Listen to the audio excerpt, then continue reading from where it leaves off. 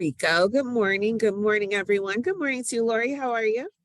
I'm doing fabulous. In fact, I was just saying to you, Lauren, my new word is fabuloso, and I don't even know if it's a word or not. So somebody can tell us in the chat, am I distorting another language? Where did I get this word from?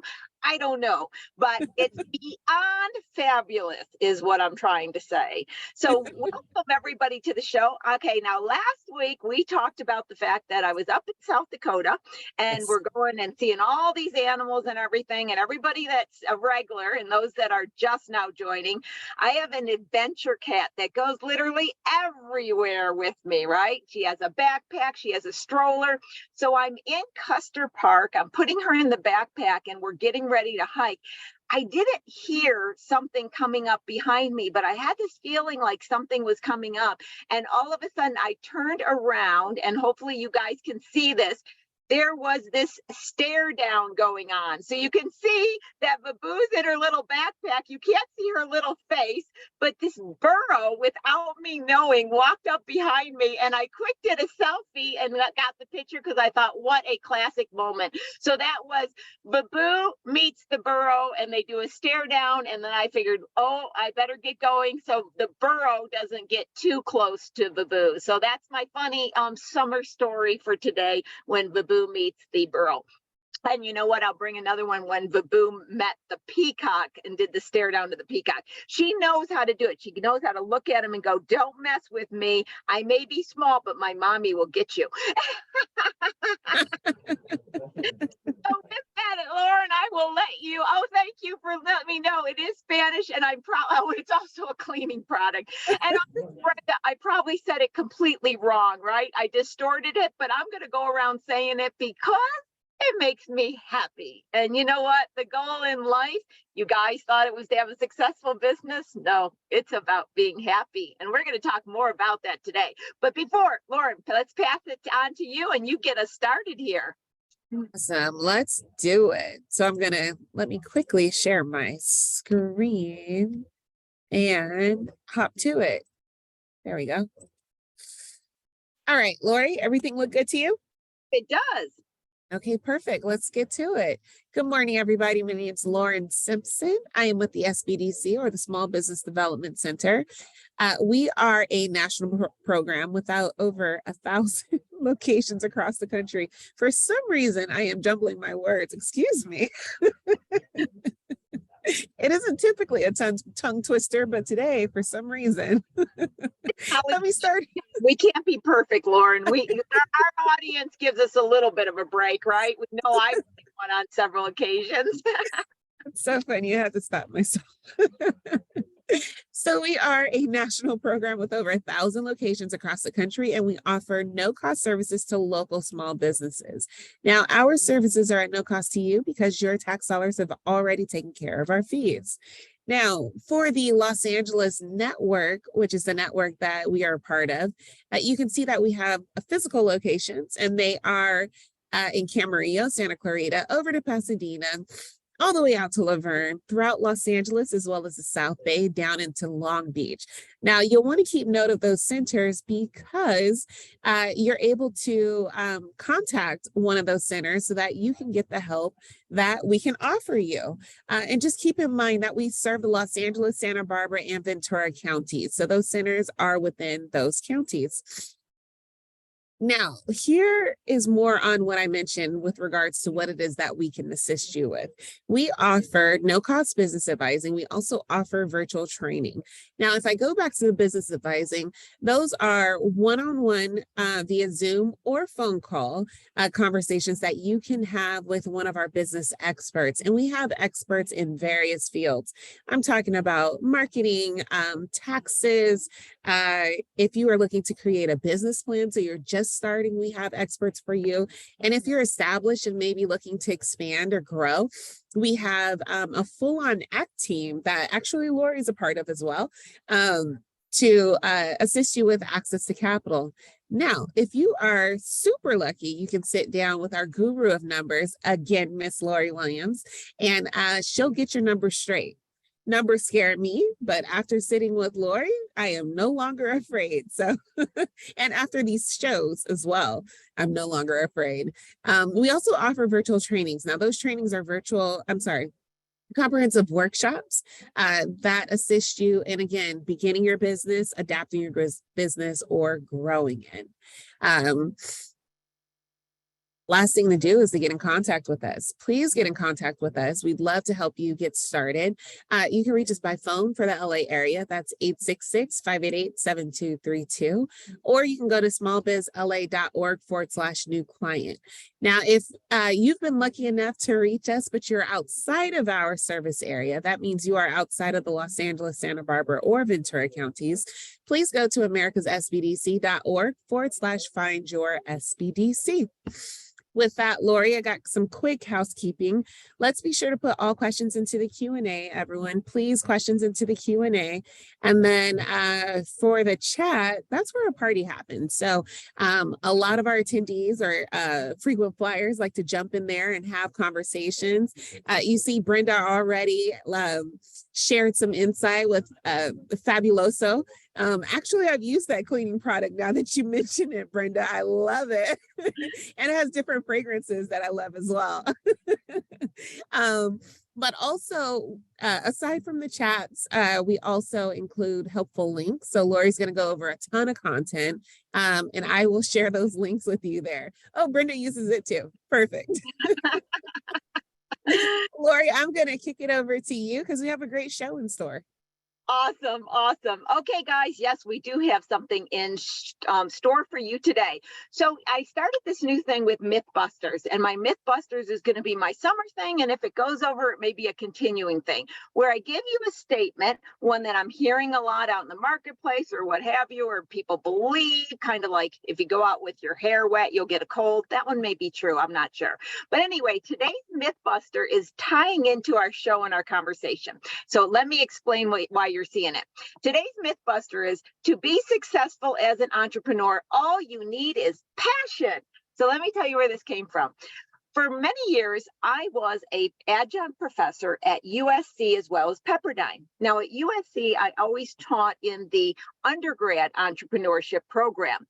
And by the time they got to me, these new wonderful minds, they had many false beliefs about entrepreneurship that I had to kind of get them grounded because I was teaching a financial feasibility class. So I had to say, okay, let's come to the real world now. And I knew that they already had these false beliefs that if they just work hard and they got passion, it will succeed. And day one, I wanted to kind of get everybody on the same page. So what I would do is I would say, you can picture USC, these huge classes, right? So I would say to everybody, okay, tell me, what does it take to be an entrepreneur? And they were so excited the first day. They'd raise their hand. They want me to pick on them. I go, okay, tell me. And they go, passion. I knew it. It was always going to be. It was always passion. Somebody would say, and I go, no, what does it take? And somebody go, work hard. And they go through all of these things until they were actually wore down. You could see it in their little faces like, I don't know. I don't have anything else. I don't have anything else. Right. And I go, nope, nope, nope. And then I would say this following sentence to them. Here's what it takes to be an entrepreneur. You need enough demand, willing to buy at high enough of a price to cover costs to produce and overhead expenses, and leave enough money left over for the owner's payments and reinvestment into the company. That is when you have a successful business, and that is where you have to focus as an entrepreneur. So I was starting to bring them into this concept where I wanted to mirror or align the dreams. I didn't want to take away the dreams, but I wanted to take the dreams and I wanted to tie them down with some reality and understanding on what it takes to succeed. So that is kind of a little bit of a preview into what we're going to be discussing. But before we do, let's get some things out that I always tell you. I know a lot of people tune in here for my classes, my upcoming series. I was going to take the summer off, but it's really popular. Lauren's going to put it in the chat so you can get more information on it. Session 2 and Session 3 really important to understand how to do managerial accounting. I teach you how to do modeling with an Excel document, to do forecasting, to check your historical data, to see how your company's performing, etc. And then I brought back the best legal structure for your company. What are the tax advantages? That's very popular. So I'm bringing that back. And then in July, I thought I better go round with, should you be charging your customers sales tax, especially for out-of-state sales, because a lot of people do not know how that works. So I'm bringing that back as well. Okay, as far as upcoming shows, next week we got Judy Hirsch. She's the Chief Executive Officer of Evolution Solutions. Now, she works with a lot of corporate big names as well as very small companies, and she talks a lot about what it takes to be an entrepreneur from a mindset. Really getting specific into the details is going to be a very interesting conversation. June 21st, I'm bringing Arnell back. She was on, I think it's been like 2 or 3 weeks, maybe a little longer. I lose track of time, but she started her company. She managed her company. She sold her company, and her story is so evolved, and we didn't quite get through it all. So I felt like I didn't do justice to a lot of the areas that people still wanted to hear about, finding a buyer, going through the term sheets to make the sale. So I've asked her to come back on. Speaking of people come back on, we got our own Emma Green coming back on June 28th, Emma Green Programs. I don't even know all the things we're going to talk about because Emma is a wealth of information. Having had her company for such a long time, she is just always an asset to the show. So I am extremely excited to have her back on. Now let's talk about today's show. Today's going to be a special show as well. I know I say that every week. Elianne Rodriguez is a serial entrepreneur with 17 years of experience in small businesses, education, and tech. She believes entrepreneurship and technology are great disruptors to build accessible and equitable ecosystems. Elaine is currently LEEAF's director at Cal State LA, a small business advisor for the LA SBDC network, and managing partner at List Ventures. I am so excited to welcome Elaine back to the show. Welcome, Elaine. Hi, Lori. Hi, everybody. Thank you so much for having me on the show again.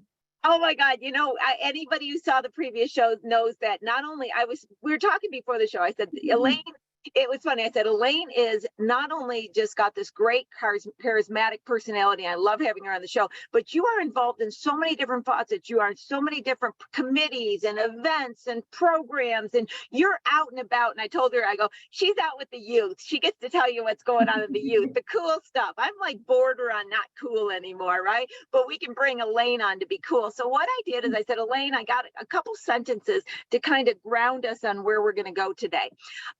I feel as though, and I know our audience can relate, there's so many sometimes negative things going on, and people feel like, oh my God, it's so hard and this is difficult. And so I wanted a positive one. I wanted to say, let's look at the world with partial rose-covered glasses, partial, because I want to talk about why there is no better time than now to be an entrepreneur. But I also want to talk about what you must do to face reality and make good decisions.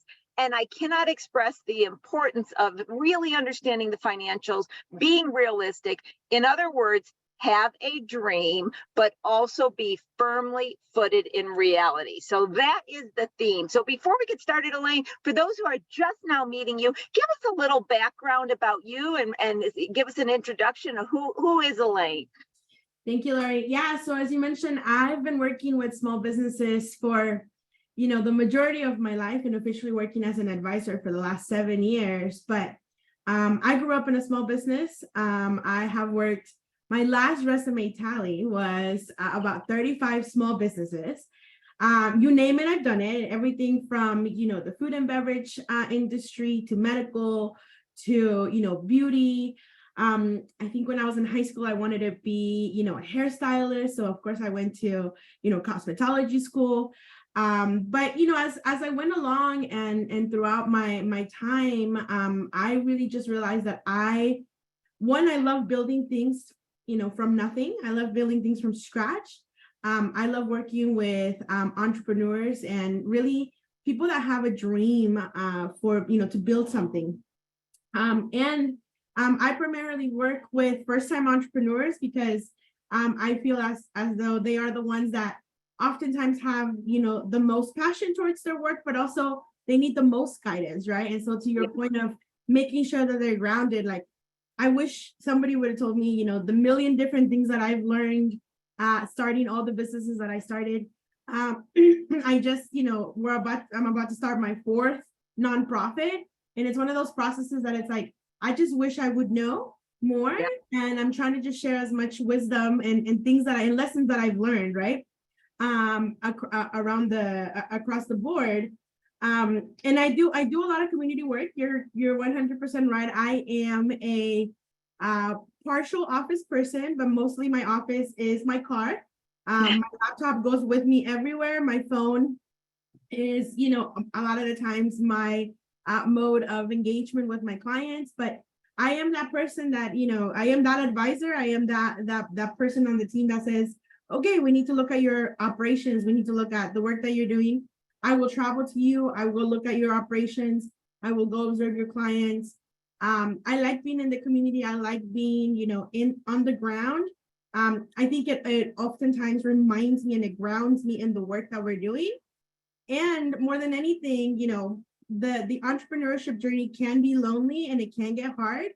But when you're surrounded by people that, are doing the work, it just makes it that much easier. So lots of events for me, lots of, different communities. And anytime I have the opportunity to venture into something that I don't know anything about, that feels very uncomfortable, that feels very foreign, that feels very intimidating, that's the place where you'll find me.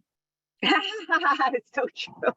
That's awesome. Well, Elaine, I thought we were going to talk about many different angles, and I'm going to start out with this one with kind of a little bit of history.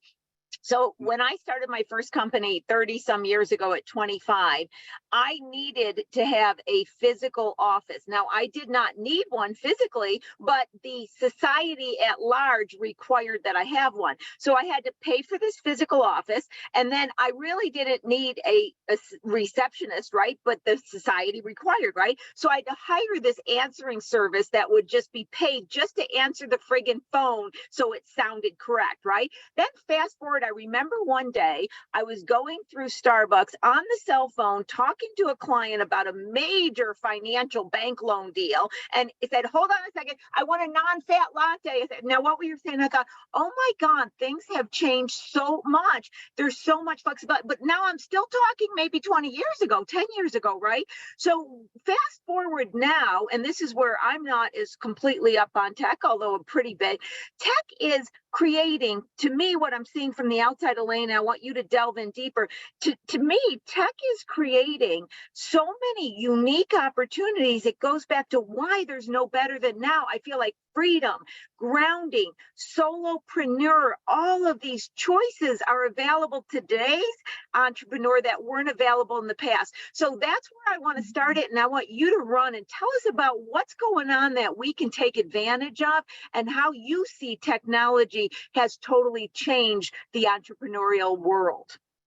Yeah, I think a lot of the resources and community building aspects have really grown with technology, in the sense that, for example, I think, sharing services, sharing knowledge, sourcing for answers, just has become a lot easier with technology, right? You can join different groups, you can access different events. I think prior to the pandemic, it was always, especially in LA, right? It was like, oh my God, there's this really great event, but it's like on the other side of LA. Am I going to make it? Am I going to be able to drive out there? But now, in post-pandemic, we're so used to being on Zoom, people are able to access, workshops and trainings, and community building, kind of events via Zoom, right? They're able to join. I mean, I can tell you, for those of you that know, I have a Slack messenger. I am an avid Slacker. It is like, I call it our text messages on steroids, right? And so I have like 17 Slack groups. Everything from my soccer community is on there to, my tech community to, our housing community that we work with. So it just really depends on like the kind of people that you're looking for. I think in addition to finding the resources, sharing insights and knowledge is a lot easier, where, whenever I'm like, oh, you know what, I have to, submit a proposal for something and I've never submitted a proposal for someone. It's a lot easier for someone to share a copy of like a proposal from before, where I can just take a template and use it. There is so much content that is being created in a digital format. I am an avid TikTok learner, right? I consume content in 2 minutes or less, right? And I can learn. Just this morning, I can say that I, have found my new favorite, like, Mexican feminist, who is like, talking about the pros and cons of our current, Mexican president. I haven't been to Mexico in 20 years, so I have no idea what's going on over there, but I just learned a ton in about the 10 minutes that I spent making my coffee this morning, right? The podcasts, right? The interviews that you can have.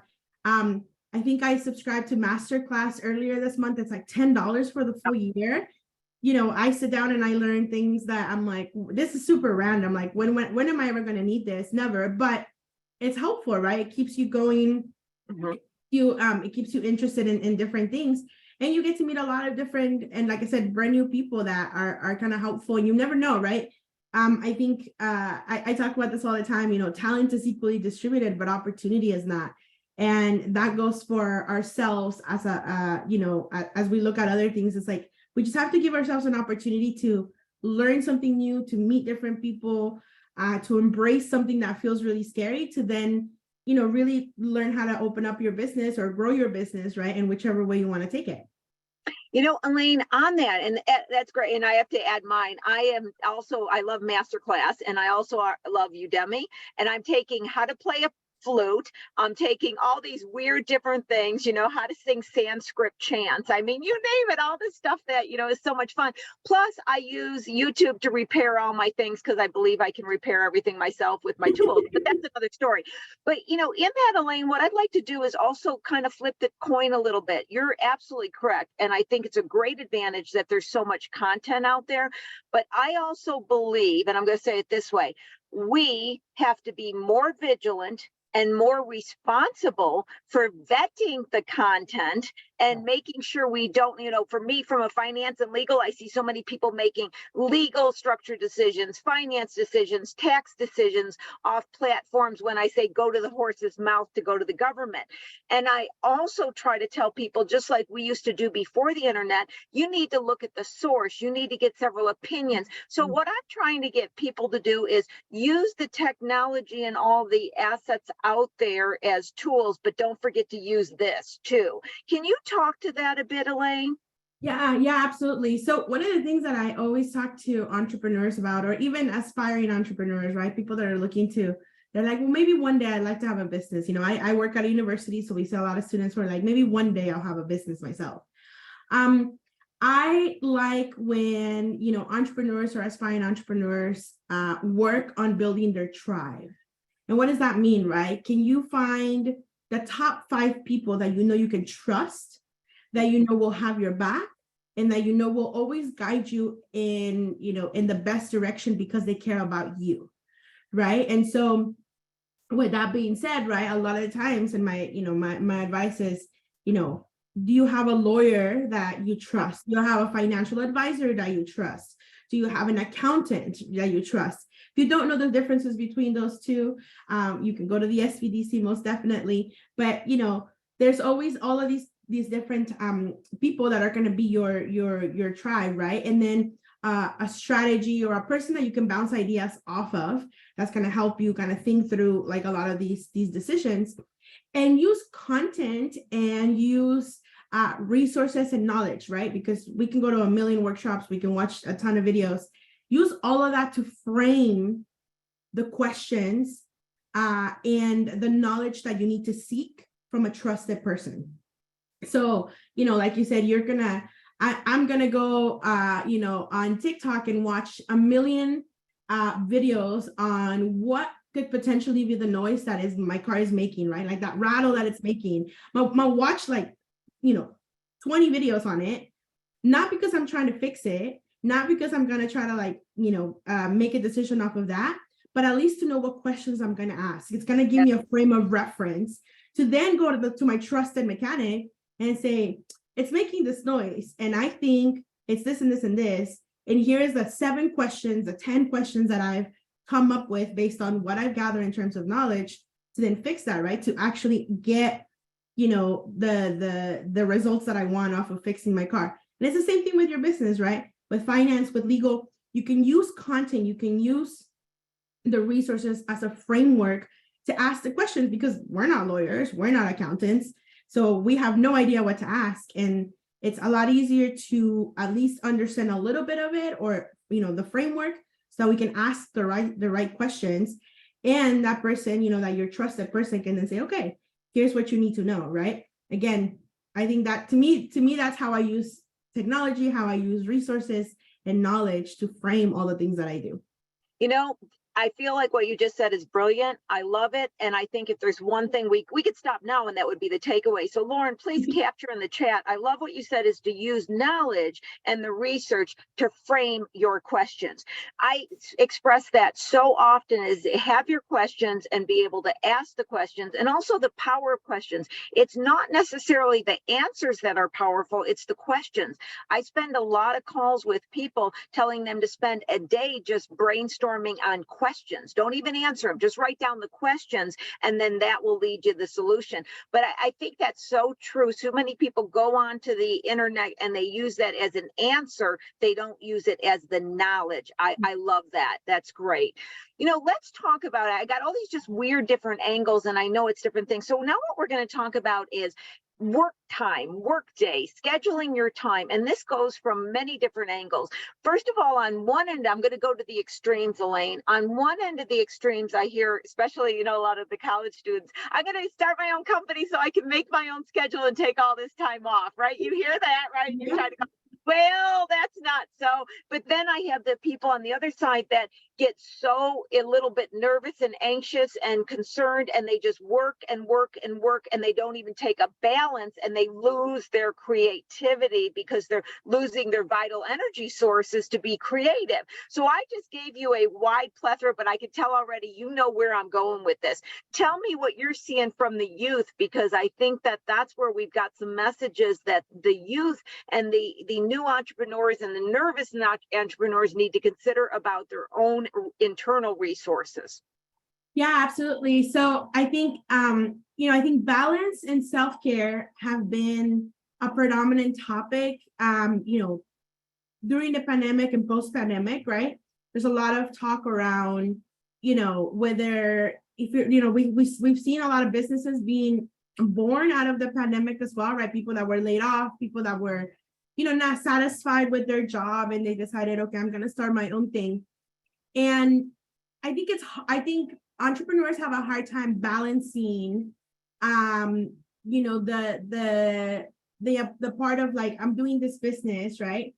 This is what I always tell entrepreneurs: if you're going into business to work more than 40 hours, you might as well work somewhere, right? Because when you work running a business, the first couple of years, they might be hard, and you might actually do end up working more. But the goal should be to have a balanced work life so that, you are able to enjoy your life as well. I think it's really easy to like lose track of that, or to think that like, okay, well, I have to do all these different things. But if you're going into business, not really understanding that, there'll be some sacrifice in the beginning, but then it'll balance out, or like you should be working towards balance. It's almost better to just go work for someone, right? You'll have your 40-hour pay week, you'll have a steady paycheck, you'll have vacation time, you'll have benefits, right? And so it's a reality where, you have to really think about what are the sacrifices you're willing to make, but also what are the, how much are you willing to push yourself towards that balance? Because it's hard. And I think the hardest part is letting go, is delegating to people, is thinking about bringing on additional people to your team so that you can have that balance. And really think about, what are the different components of your own personality that are going to let you either do that and thrive, or not do that, and then get the help to support those things, right? I think with our younger entrepreneurs, and definitely our Gen Z, right? We're seeing a different trend in terms of like how they can mix their passion with their work, as opposed to like our previous generations has been a lot more about, and us millennials, we're stuck like in a weird place because we're like somewhere in between. But like, you know, I think our previous generation was all about like skill set and trade and like experience and the things they knew how to do. And that's why you were seeing people staying in jobs and or, you know, being in careers for 20, 30 years, where, you know, the Gen Zs are just like, I'm gonna do this for like a couple days and I'm gonna switch off to something else, right? Because their job or entrepreneurial journey has to fulfill multiple things. It has to fulfill their passion. It has to fulfill their ethics. It has to fulfill, you know, their values, how they see themselves in their community and their particular bubble. And so we're starting to see a lot of those things kind of shift, right? And I think that in itself too is going to change the way in which business operate in the next 10 years, right? We're no longer buying from whatever, you know, is cheapest or closest. We're buying from a place of, you know, is it contributing to the things I care about, right? Is it owned by somebody that I care about? Is it doing something that like talks to my ethics and my values? So I think we're starting to see that shift. And with that shift also comes with a little bit of like freedom, right? Because they are able to shift out of the traditional like 9 to 5, 40-hour structure where maybe some days they work more and they have, you know, 4 days off. I think like a lot of companies and a lot of, especially in the startup space, they're really, really pushing towards, you know, unlimited vacation, 4-day work weeks, you know, remote working where, you know, you're seeing a lot of teams work globally, right? They're just like, I used to be in LA, now I'm in, you know, whatever country I'm in this week, and that's okay. Again, those are the perks of technology, I guess, right? To be able to do that without losing, you know, the work structure that you need to have in order to make a business successful. I love what you said, and I find it very interesting about the combination and how they're going about creating a company that fulfills so many different personal needs and desires. I just thought that was interesting. And one of the last words you talked about was the work structure. I want to go back to this for a second because this is the one thing I was thinking while you were speaking, Elaine. You know, I am a complete pro freedom, pro-choice. I'm all about, you know, creating a life that creates balance and happiness and harmony. That's what Lori's all about, right? And so I'm a big advocate of trying to schedule certain times so you have this balance. But at the same time, and you said the word at the end, and I was thinking it, I think to be successful in the company and the balance, structure and discipline has to be really considered because I don't work every day. I've scheduled my thing, and everybody knows that people that know me know I'm on the road all the time. I have no location whatsoever. So I'm all over the place. I'm so out there, it's sometimes crazy. But at the same time, I'm extremely grounded, and anybody working with me doesn't even really know that about me because I'm so structured. So what I'd like to talk about is how just to have an understanding that you create freedom and you create this choice of how you want to live,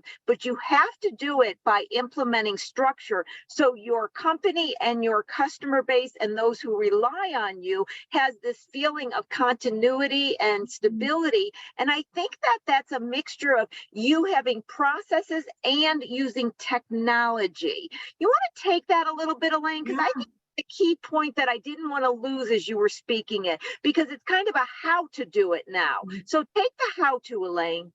Yeah, no, I mean, definitely. Look, there's a lot of tools that can help you with this, right? Technology tools. I live and die by my calendar, right? My calendar, my digital calendar syncs on my laptop. It syncs on my computer, on my, you know, at home desktop. It syncs on my phone. It syncs on my iPad. It syncs on my watch, right? It tells me like when my next appointment is. And you're right, it's about structure, right? It's about structure and discipline. Things like, I can tell you that my first go around to entrepreneurship, I would oftentimes forget to eat lunch because I'm so busy doing whatever it is that I was doing that I would forget to eat lunch. And, you know, it got to a point where I was like, you know, I need to just like, what if I just like block it on my calendar? Yeah. right? And it just becomes a thing where like now you're eating lunch every day, right? Because you have it blocked off where you're like, I'm gonna have lunch. And it works the same thing with balance, right? So I had there's a lot of events that I do. There's a lot of things that I'm out in the community doing. The way that I structure a lot of my work-life balance is making sure that I put in important things on my calendar, like, spending time with my family, spending time with my partner, spending time with my friends, right? Things that I need to take care of for myself, like even laundry time, right? Like I'm going to schedule that because it's important so that, life doesn't feel so chaotic, especially when you're running a business, because sometimes it feels like if I just put in 2 more hours on my business, maybe it'll make that difference. But sometimes if you just put in 2 hours towards your sleep or towards eating or towards going to an outing, seeing your friends, spending time with your family, those things fill your cup as a human so that human can go back and be an entrepreneur again, right? And so we talk, and I talk about this all the time, which is, we are trying to build, and I work when I work with entrepreneurs and with business owners, I try to build, and I'm working on building resilient entrepreneurs, not businesses. Businesses come and go. The businesses we knew before the pandemic are probably not the businesses we know now. And that's okay. You can rebuild a business, you can pivot your business, you can change your business, but one needs to stay resilient, and when we need to continue to develop and pour into is the human being behind that business. And that comes with balance and structure, using technology, like I said, the calendar. I just recently also changed over to a digital planner as opposed to, my paper planner that I used to have before. I have, lots of different tools that remind me of things that I need to take care of or that I need to, kind of accomplish. And I use, a lot of these tech tools to help me with, my balance. I think that's really the key. Yeah, absolutely. I love that phrase, resilient entrepreneur. Lauren, can we capture that one? So, Elaine, I was going to go in one direction, but based on what you said, I'm going to go this other direction. So as you were speaking about not building a company, building entrepreneurs, it falls in place with something I've been speaking for a couple weeks now. I have been saying this expression that your company does not make you money, you make yourself money. I am trying to help people get a distance from the company, especially if they're having to restructure, start again with the pandemic. And in that, the thing that I'd like to bring home, and I'll give you my kind of personal take and opinion on it, and then you go with it where you think. I believe that, and I've been around for decades as an entrepreneur, and I had noticed in the last maybe decade, there's been more what I call Hollywood entrepreneur, where all of a sudden you've got Shark Tank and everybody's like, I got to start my company, and then it's not an IPO anymore. Now it's like this big deal, right? And so it gives these people this impression that it's almost like I've got to start the company and I got to always think to being it really big. Now, I'm not trying to take away dreams, but I think the dream is about creating a company that really just gives you the lifestyle that you need, that gives you the income to cover your bills and have discretionary income and safety, makes you happy, makes you fulfilled. I am telling people that if just by chance your company goes off to be something big, great, that's wonderful. But if you're not starting with a bunch of investors and you got some kind of, special IP that's got to be, taken to that level, which is not the most people we're talking with, just figure out how you can build a company incrementally, sale by sale, make it solid, have it a solid foundation, and don't get into all this craziness and this crazy talk. Now, I don't know if you see that so much in the younger generation as much as I'm seeing it with a lot of people. And in fact, and I'm going to add this last part, Elaine, do you know sometimes when I'm done having that conversation, they go, oh my God, I feel so much better now. And they're able to focus. Can you take it from there and say whatever you have to say on that topic? Yeah, absolutely. So I have a lot of experience, and now, as I serve as the vice chair for Pledge LA, which is the collective of LA tech companies and venture capitalists in LA, I can tell you this for sure. Not every company is meant to be a venture backable company, which means they're not going to be the next Uber or the next TikTok or the next Facebook, right? Not every company is, scalable to that degree, and that's okay. I work with a lot of startups are definitely like looking to get into that path. I worked with startups that have gone on to Shark Tank. Like you said, right? They have this like spotlight where it's like, this is really cool. But I also work with a lot of businesses that are, brick and mortar, mom and pop, that have, done what those businesses are supposed to do for those families, right? I have a lot of clients that are like, I built this like grocery store, and this grocery store has, put food on the table for my family, allowed us to buy a house, which is what we wanted, has put our kids through college, right? And that's it, right? That's all that family wanted. And there is no reason why, as myself as a business advisor, there's no reason why I should go to them and say, but this market is great, we could make like 15 of them or 20 of them, right? What I always ask entrepreneurs to really share with me when we're talking about goals and when we're talking about the future is like, what is the lifestyle that you want to live? Yeah. What are you, what, and this is something that my very first corporate boss asked me was, what does your housing situation look like? What does your car situation look like? What does your, fund money look like? What does your, what part of LA do you want to live in, right? And based on that, figure out what that would cost you and at what rate do you want to, earn or live that way, right? And those two things kind of have to align to your, to what you're trying to build. It's perfectly okay to build a lifestyle, one shop type of business. It's perfectly okay to have, just a, one store, one bakery, one restaurant, one whatever, right? Whatever it is. It's also perfectly okay to dream about becoming the next, version of whatever. As long as you know that, it's going to serve the purpose that you're trying to serve.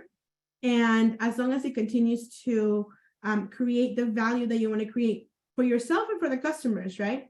We see this a lot too in those that are on the search for the high-rise dollars, right? The venture capital dollars, or even like the Shark Tanks, where they lose the reason why they started that business to begin with. And they might raise that money. I mean, they will get to that point where they're like, someone buys their story, someone buys their pitch, and they invest in them.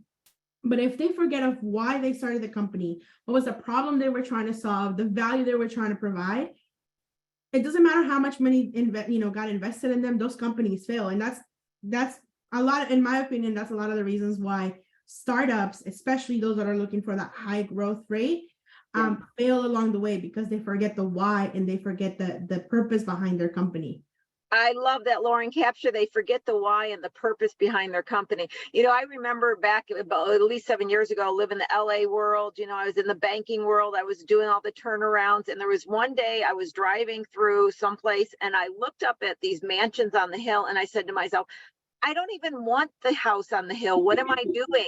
And that was the beginning of the end for my life in LA, where I was like, what do I love to do? And I picked what I love to do, and I went backwards. So before we end, I want to make sure we tie in from a finance perspective. I said at the beginning, it's great to have dreams, but we got to have reality. We got to know our numbers and all that. So can you end this show by really talking to us about the importance of reality as well as dreams? Yeah, I mean, look, I think there's we keep going back to this. We keep going back to the word balance, right? I think you have to give yourself enough time to dream, because that's really what drives forward a business. That's really what moves you to the next step, whatever that means for you as an entrepreneur, while also taking a moment to ground yourself and be like, but where am I right now? Right? And what do I need to do to get to the next step? Right? You don't have to be, I think, as a business owner, as an entrepreneur, you don't have to be an expert at everything. You just have to know enough, and you have to know enough about the things you don't know to ask for help. Right? And those things are those two components are the things that are going to really help you find, the Loris of the world that are going to be like, listen, your budget doesn't make sense, right? You're telling me that you're not going to pay rent for the next 3 years? Impossible, right? Or you're telling me that rent is going to be, whatever, 10% of what the market rate is? Not happening, right? Finding those people that can ground you or that can help you really find the realities and what you don't know are going to be the key to, building something that's sustainable, something that's going to survive, the ups and downs of entrepreneurship. So, as I said in the beginning, build your tribe, find those people that will support you, find those people that will, guide you, find those people that have made the mistakes that can help you not make those mistakes. And you know what, when it happened to be no cost to you because your taxes do the work, it's that much better. Yeah, absolutely. Well, first of all, Elaine, I'm going to say I'm going to call you a regular on the show because I'm already warning you, you're going to have to come back on. I know that I feel as though we've had such a solid, balanced, foundational conversation, and I'm sure many in the audience have as well. I mean, if you just look back to the different gems, we could write a book from this of the gems of what to know about starting and managing a small business. So I can't thank you enough. Now, I want to make sure that Lauren's got your information because I know there's some people that want to get in touch with you. So Lauren, make sure you put that in the chat. I think you've already got that. I know we had one of the questions that I typed in answer about starting a nonprofit. I said that you would help them with that. So please, Darcy, Darcy, please make sure you get in touch with Elaine. She'll walk you through that process and tell you how to go about that. But thank you for coming on. I mean, it was just everything that I had hoped for the audience to hear. I want us to take advantage of all the opportunity out there, be positive, be empowered, find freedom, and find happiness, because the goal at the end is to be happy. And it took me I'm technically the baby boomer. I thought I wasn't for the longest time, thinking I was Generation X. And then I was in school one day and realized that I'm like the last month of the baby boomer. I'm like, I'm a friggin' baby boomer. So yeah, I'm way at the other end. So it took this baby boomer with all those programs that was put in my head by society quite a long to understand the goal in life is to be happy, and having enough money to pay your bills and buy a quart of milk is part of happiness. So Lauren, come back to the show. Wasn't this awesome? Wasn't this a great conversation? It really was. And it was just, it almost felt like we were flies on the wall, while you guys were just kind of having a conversation. Like it was, it was really good, really good. And so super insightful too. Absolutely. So I want to double check because I didn't get to look. You had Elaine's information that you're able to throw it in the chat before we take off. If not, okay, we got it. We're good. Okay. So Elaine, thank you again. And to everybody, our frequent flyers and new to the show, thank you so much for tuning in to Small Biz Talk with your host, Lori Williams. And I look forward to seeing you next week for another great show. I will let you take it over from here, Lauren. Bye, Elaine. Bye, Lauren. See everybody next week. Bye, Elaine. Bye, Lori. Thank you. All right, everyone. Give me 1 second. I am dropping Elaine's information into the chat. Wasn't this such a good conversation, though? Like, I honestly felt like I was kind of eavesdropping on someone else's conversation. It was awesome. Here we go. Please check it now. There you go. So go ahead and take a look in the chat. Also, if you'd like to get in contact with Lori, let me go ahead and throw my email address into the chat right this second. There we go. And then again, we will see you all next week. That's going to be Wednesday at 10 a.m. for another episode of Small Biz Talk, solutions for your small business. Take care, guys. Thank you so much.